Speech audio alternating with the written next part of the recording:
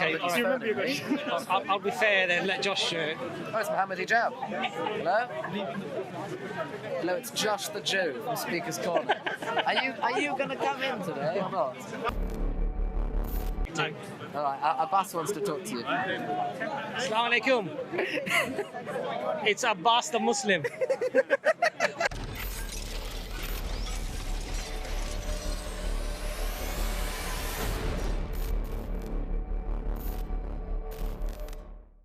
Now, is that preservation through an oral tradition or actual scrolls? Actual written stuff. It's been copied very, very well, very, very diligently, to the point that there's only 2 letter differences that exist in Torah scrolls today. Okay, so those scrolls you have, when do they date back to the earliest that you have? The earliest complete scroll that we have today, I think, is the Leningrad Codex, and I think that's like 1,000 or more, maybe a bit more than 1,000 years ago or something.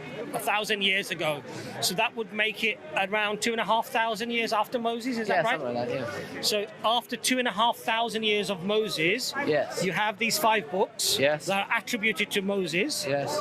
And you believe that they are literally the words that Moses spoke to the people. Yes. I suppose the question I would ask you is, why do you believe that? Right, so why do I believe that? I believe that for a few reasons. Number one is based on the origin story of the mass revelation. The mass revelation is something which is so unique that once we have that event as having definitely happened, we then have to come to a realization that the book that was produced as a result of that was going to be handled with extreme care. Right. And the question then is, how do we know that it was indeed handled with extreme care? Once we have the presupposition, we have the presumption yes, that they will have wanted to keep it with special care. Right. So we'll then need to be able to show that there was never a period when people could have corrupted it. And obviously, there are 2 different arguments that one could bring. There's the argument of corruption, and there's the argument of carelessness. Right? Let's first go with corruption. To find corruption, we would have to first find a time in history when it could have been successfully corrupted. In which case we will find that there will be that there will be a time period when Torah scrolls were only in a very, very centralized place by a specific elite type of small group of people in that centralized place, and that they could then have changed it and done whatever they wanted with it.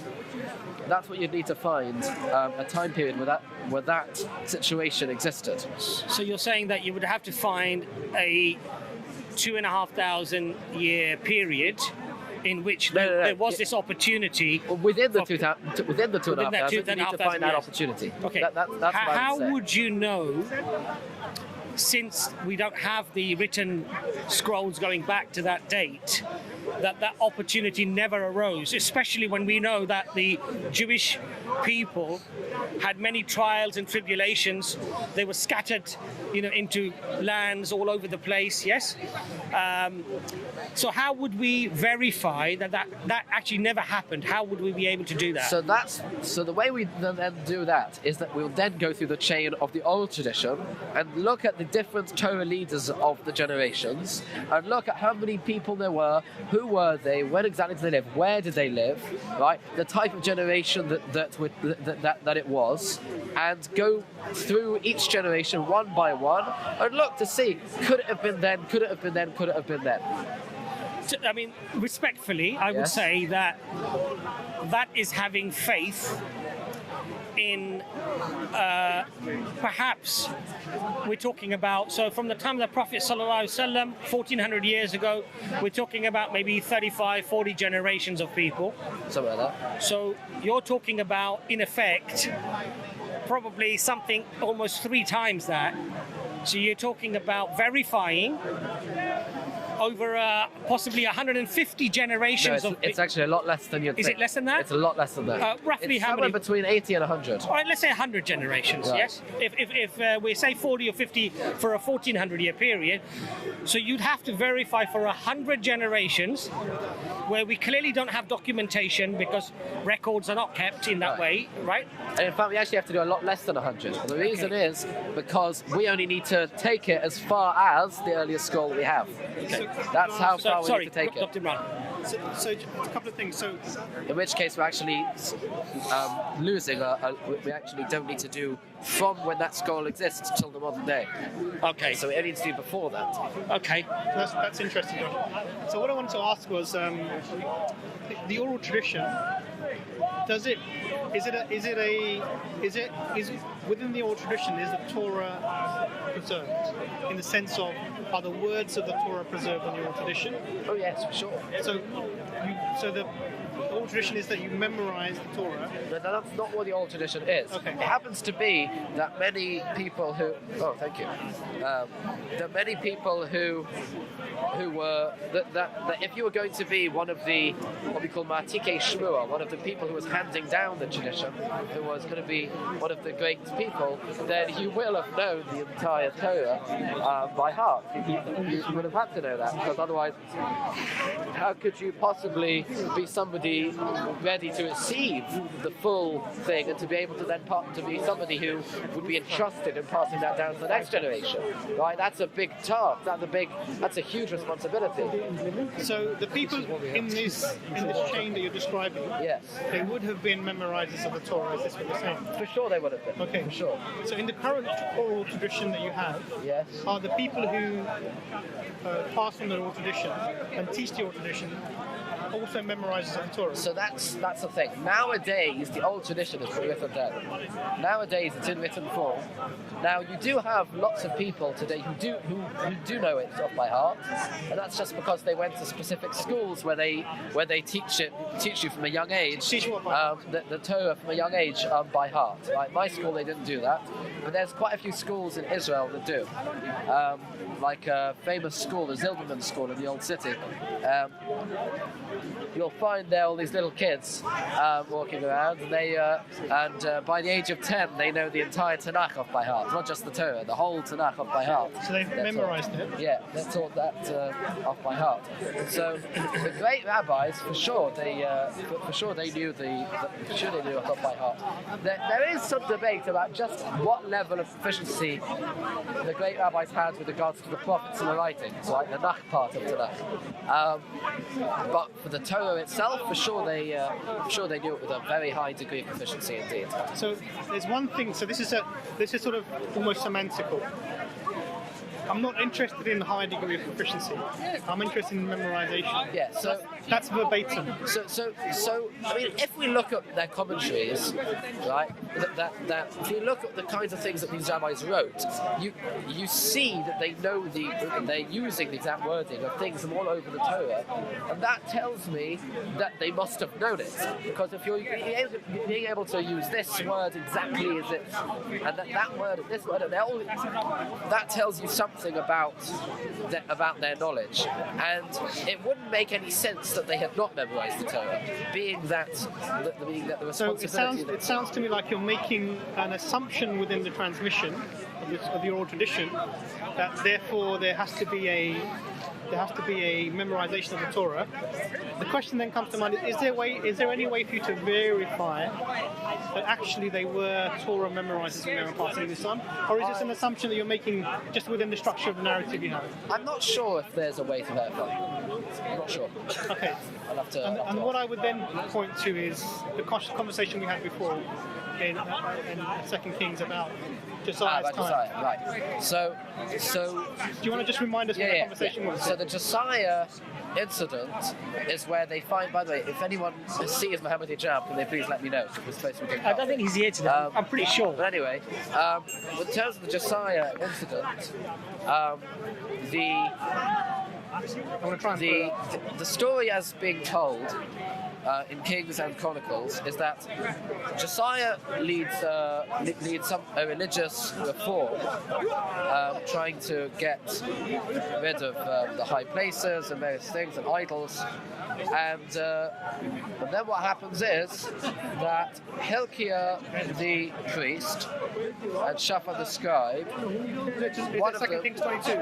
I think so. Book of the Law, that's it. 2 Kings 22. Yeah. So I'm just going to, just for the benefit of the audience, I'm just going to read it out. Yeah, here it is. So basically what happens is the King Josiah has ordered the Temple of Solomon to be rebuilt. Yeah. And in the rebuilding of the temple, a Torah scroll is discovered. Yeah, they renovate it, yeah. And then what happens is that the priest, he calls, or the rabbi calls the Torah, the king, and he shows him what we found. And it says, this is verse 10, this is 2 Chronicles 22 verse 10. And then Shaphan the secretary informed the king, Hilkiah the priest has given me a book, and Shaphan read from it in the presence of the king. And verse 11, when the king heard from the words of the book of the law, he tore his robes. He gave these orders to Hilkiah the priest, and Acham the son of Shaphan, and Abor the son of, I'm going to say all these wrong, Kapiah, and Shaphan the secretary, and Isaiah the king's attendant. Apologies for the name destruction, but go ahead and inquire of the Lord for me, for the people and all Judah, about what is written in this book that has been found. Great is the Lord's anger that burns against us, because those who have gone before us have not obeyed the words of this book, and they have acted in accordance with all that is written concerning us. Yes. So the king is referring to the Torah that was found in after the repair of the Temple of Solomon. It's saying that people have gone before us who haven't adhered to this, who don't. That's written here. What's the time frame for that event? That would be how many thousand years ago? Oh, that's a difficult thing to calculate. Hold on. Roughly, roughly. Okay, so we're talking about, we can work that out based on... Or how many years after Moses, maybe? That might be easier. Hold on. Okay, I'm going to have to do some maths now.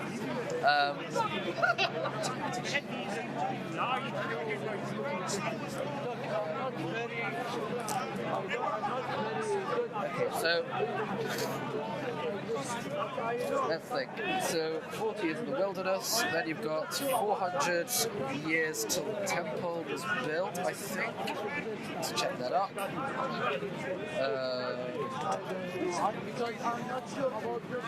Okay, First Kings chapter 8.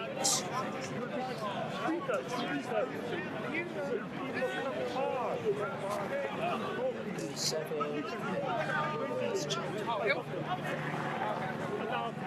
So whilst you're doing that, I'm just going to say, so the point from this verse that obviously I'm deriving is that there was a time when there were at least a generation, maybe 2 generations of the people in Israel, or at the time Jerusalem, who were unaware of the law, in that they had not adhered to the law, and the knowledge was refreshed when they found the scroll that was lost under the Temple of Solomon, according to this statement. So for me, that means at least 80 years. That's a minimum. It can be longer, but at least 2 generations of people who are unaware of what was written in the Torah. And the reason why I'm asking the time frame is that if we have the oldest Torah that we have today, which is 1,000 years ago, and this event took place 2000, right, 1,000 years before that, what that clearly shows and demonstrates, therefore, is that what we have 1,000 years ago would be different from what was found at that time, and potentially how many problems were there before that, you see? That's what I was sort of getting at, but yeah. Hold on. It's a verse that I need to find in order to help with the maths. I have not found it yet. Over here.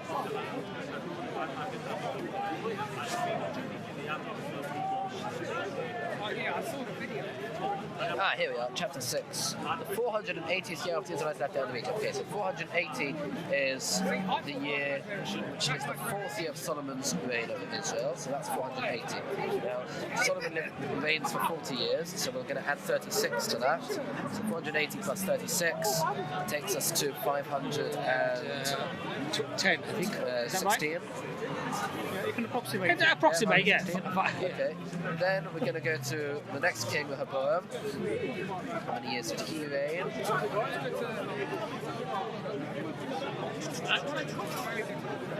So we're up to roughly 500 years. Right.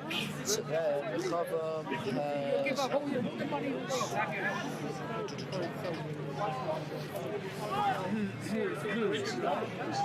What book is this? This is the Tanakh. Tanakh. Tanakh.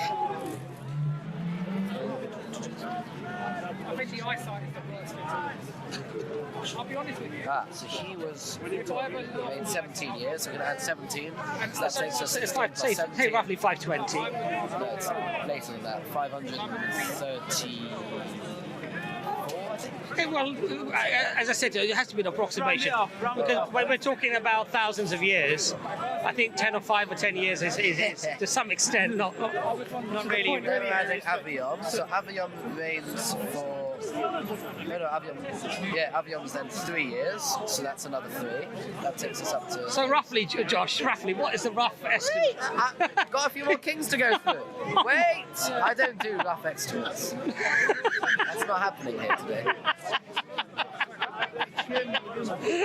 That takes us to 536. Okay, so then we've got the next king. Who's next? The next is Ossa. So he's a bit longer there. Ossa is... He was one of the righteous ones. He is going to be... That's going to take quite Sorry, a while. Imran, I didn't think this was going to quite take the sort of long... Just be satisfied with the process. Yeah. Josh, are you an accountant? No, I'm not an accountant. Okay. I'm worse. I'm studying to be a lawyer. Yeah, that's why you have to have the precise number. Can't have an estimate. Has to be precise. So what are we up to? 530? 536. 536. Gone too far. I've passed Osso's death. When did King Osso die? Shall we Google it? You could Google it, to be honest. So was it King Solomon? No, we're up to King Asa now. No. What are we? Why don't we just Google it? So it might be faster, isn't it? I mean, you could. But we're talking about the reign of. Did you ask the question? King Asa. All right. Okay. Do you remember your question? I'll be fair then. Let Josh. Oh, it's Mohammed Hijab. Hello. Hello, it's Josh the Jew from Speaker's Corner. Are you going to come in today or not? It's Josh the Jew. He's supposed to be doing part 3 with me. You're tired. All right then. Let me check time. All right, Abbas wants to talk to you. Assalamu alaikum. It's Abbas the Muslim. How are you doing, bro? You all right? You feeling okay? All right, alhamdulillah. Oh, I'll tell Josh, are you going to be down next week? I'm not going to be here next week. Oh, Josh is not here next week, or the following I'm going to be here in week. 3 weeks. All right, Josh is going to be here in 3 weeks, inshallah. All right, well, he'll arrange it with you then, Josh. All right then. It's Assalamu alaikum from Abbas the Muslim, and Assalamu alaikum from Dr. Imran the Muslim, and Shalom from Josh the Jew. Is that okay, Josh? Yeah. Assalamu alaikum, bro. Assalamu alaikum. There you go. Okay, so When should was we... the last time you used a Nokia? Oh gosh, that's a long time ago, man.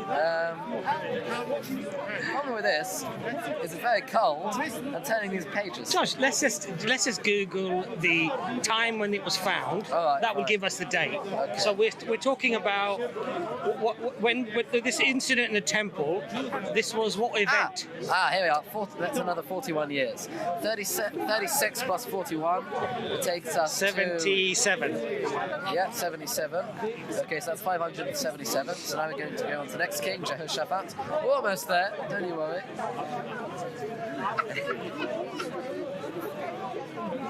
So for the viewers, you can fast forward this bit if you want. 500. I'm sure they've done that already.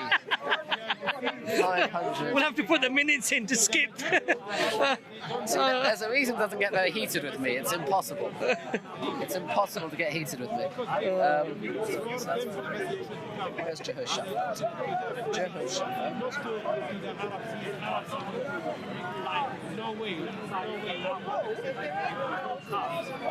So King Josiah was the 16th king of Judah, 640 to 609 BC. Okay, Yeah, that's not the dating we use. We use a different dating. So in terms They've added about 2 centuries onto their calculations. 400 years? Can we agree on 400? Just to save time? 400 years after or before what? What do you think? This is post-Moses. Hold on, no, this is much more than 400 years after Moses. 1,000 years? No, less than 1,000. 800 years? We're somewhere between 570 something and maybe 800. So shall we say around Maybe. 700 years? In the That might be a good Yes, yes, good compromise. Okay, so around 700 years after Moses, Sure.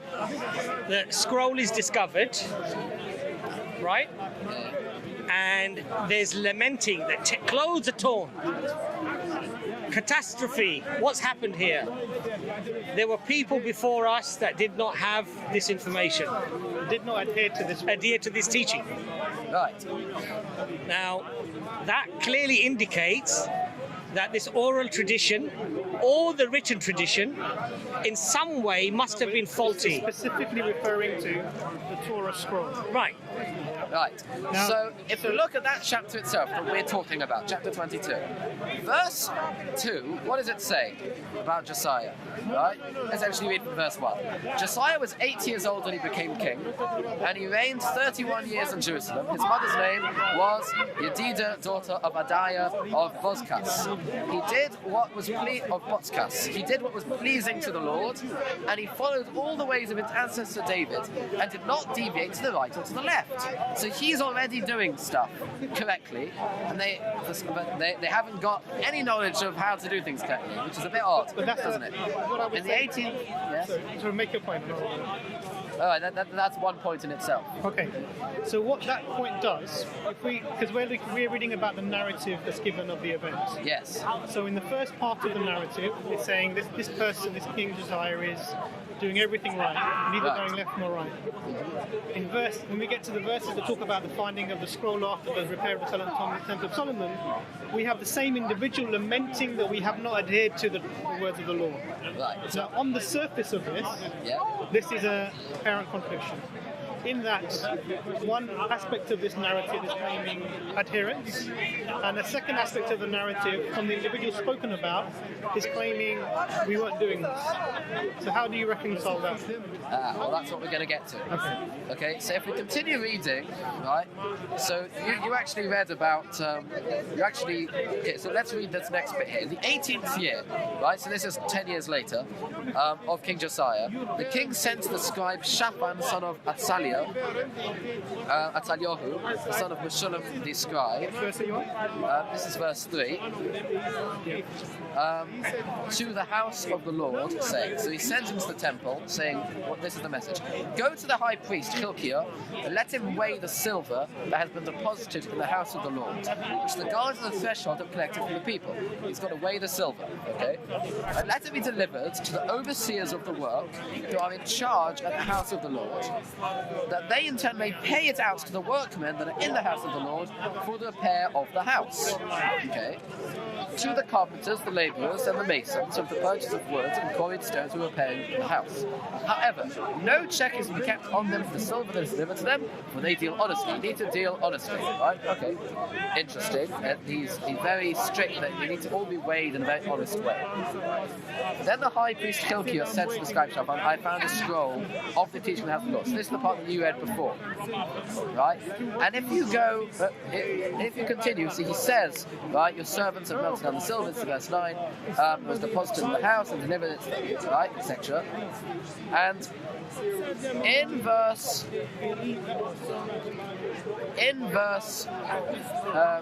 end of that verse, it says, the high priest Hilkiah has given me a scroll, and someone read it to the king, right? Then he hears it, he hears the scroll of the teaching, he rends his clothes, and then he says, go inquire of the Lord, etc. Okay? He said, great indeed must be the wrath of the Lord that has been kindled against us. So what exactly has been read to him?